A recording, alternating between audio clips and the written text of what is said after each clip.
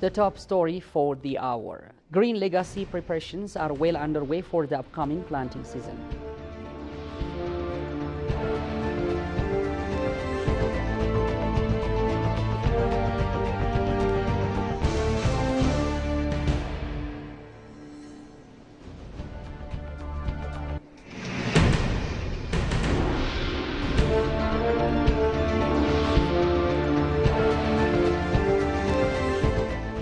Hello and very warm welcome, ladies and gentlemen. You're watching ABC World from the capital Addis Ababa, the voice of Pan-Africanism with the news. I'm Binyam Getana. Now the story in full. Do stay tuned.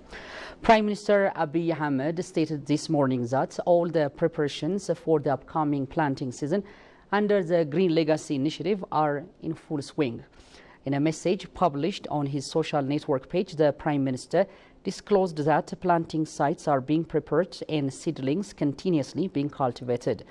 As we approach this year's Green Legacy planting season, preparations are in full swing. Planting sites are being prepared and seedlings continuously being cultivated, he noted. The Premier underscored our annual program aimed at promoting environmental sustainability, combating climate change, reversing deforestation and reducing land degradation involves communities, schools and organizations working together to plant billions of trees.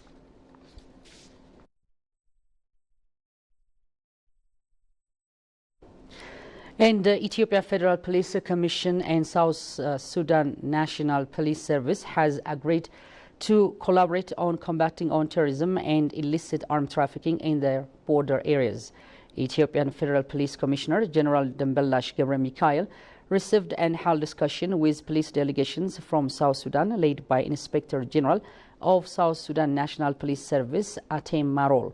During the discussion, Commissioner General Dembellash said as per the Memorandum of Understanding signed between the two institutions so far, the Ethiopian Federal Police has provided support to the South Sudan National Police Service in the past and will continue to share its best experiences gained through the reforms implemented over the years. Inspector General of South Sudan National Police Service Atem Marol said on a spot that the Ethiopian Police University is providing various educational opportunities to South Sudanese young police officers, and he added in this regard the collaboration should continue.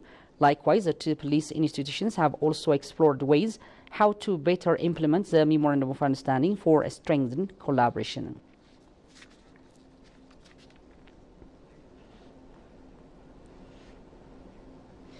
As the news continues, Russia's ambassador to Ethiopia, Evgeny Trekhin, reaffirmed his country's steadfast support for the goals and aspirations of the African continent. The 61st anniversary of Africa Day, 25 May 1963, marking the foundation of the Organization of African Unity, now the African Union, was commemorated on the premises of the AU headquarters in Addis Ababa. In a message he conveyed during the occasion, Ambassador Trekhin highlighted Russia's long-standing partnership with Africa.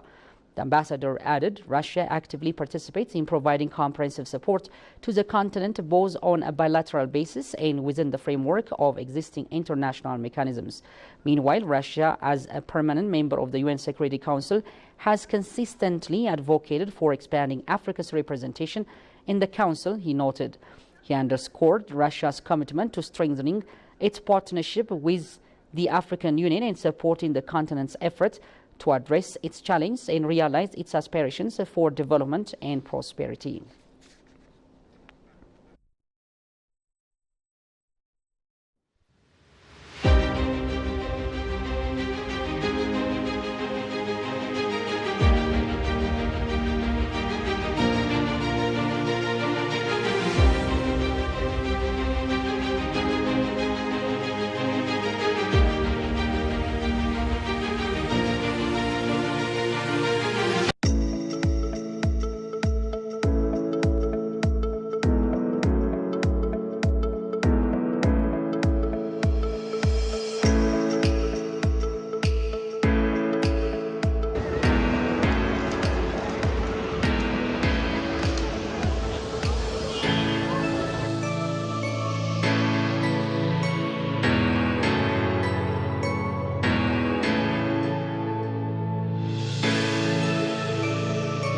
Let's explore the best places to visit in Barcelona.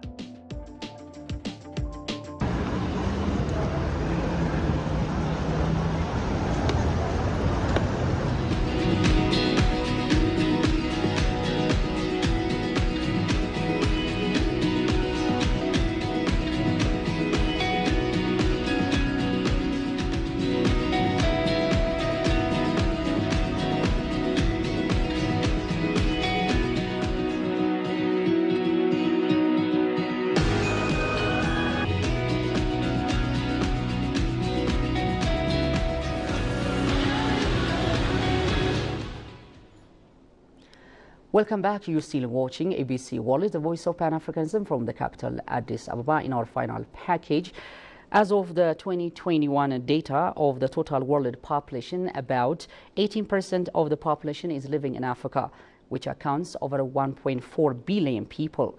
The 61st anniversary of African Day commemorated across the continent on May 25, 2024. Our reporter Tigist Nisa has attended the event and compiled the following account. Have a look. In line with the theme, Educate Fit for the 21st Century, Africa Day has been marked in the premises of the headquarters of the African Union Commission in collaboration with Mauritanian Embassy here in Addis Ababa, Ethiopia. On his video message addressing participants, African Union Chairperson Moussa Faki Mahamat called on youth and women of Africa to play their share in integration of Africa. Africa Day, which we are celebrating today, is certainly, as I often say, an opportune moment for reflection, certainly to assess how far we have come, but also to reflect on the road ahead. I would like to take this opportunity to address not only governments and official institutions, but also the youth and the women of Africa. Liberation and progress in development and integration are now a reality. Speaking on the occasion, African Union Deputy Chairperson Monique Nisanza Baknoa, for her part, stated that so far AU has a lot to achieve, starting from the ratification of AFCFTA, among others. We have much to be proud of. We've achieved one of our major flagships, the ratification and implementation of the African Free Trade Area. We officially joined the G20 last year, in 2023, and we are very close to fulfilling our 400 million target for the Peace Fund. These strides and the shifting trends in the world present opportunities to harness our collective influence for common causes that will benefit us all. AU's Commissioner for Agriculture, Rural Development and Blue Economy, Josefa Lionel Sako, stressed that while celebrating Africa Day, she says efforts need to be coordinated for a collective gain. Let me take this opportunity to wish all my fellow Africa happy African Day. 61 years of an institution, it's really a whole life. It is a whole life and it is solid. That's why we are lucky in the continent to have this important institution based here in Addis Ababa, the capital of Africa. So it's very important that we coordinate our actions. Participants from AU member states also disclosed that, coming together, it would be easier to figure out what's missing to achieve the Agenda 2063. Yeah, for us Cameroonians, it's always remembered because it's a long way. The creation of the AU has been the result of long negotiations, and this idea of coming together has always been embedded in all Africans, but how to make it happen has been very difficult. So we have to commemorate it so nobody could forget that it was not for granted. And every day that we come to celebrate is also an opportunity to reflect on how far we have gone and what is the steps that are missing for us to achieve the Agenda 2062, which is the Africa we want. So if we reflect back, the journey is not that easy, it was challenging, but we are happy that we made it this far as African. It is upon us, especially the majority of the population as the young people and women who are the majority on the continent, and they need to be sure that they are taking the required leadership to achieve the Africa we want and also address the challenges that we are facing, looking at peace, security, looking at the element of industrialization and the infrastructure that we are lacking in the continent. So we have a critical role to play for us to achieve the Africa we want, and it's the right opportunity for us to reflect on the journey so far and also see how we can strategize to achieve the Africa we want in the next few years. While celebrating Africa Day, collectively working, it is expected to create an education system that not only meets the demands of the 21st century, but also ensures that every African child has opportunity to thrive. And now a recap of the top story once again. Green Legacy preparations are well underway for the upcoming planting season.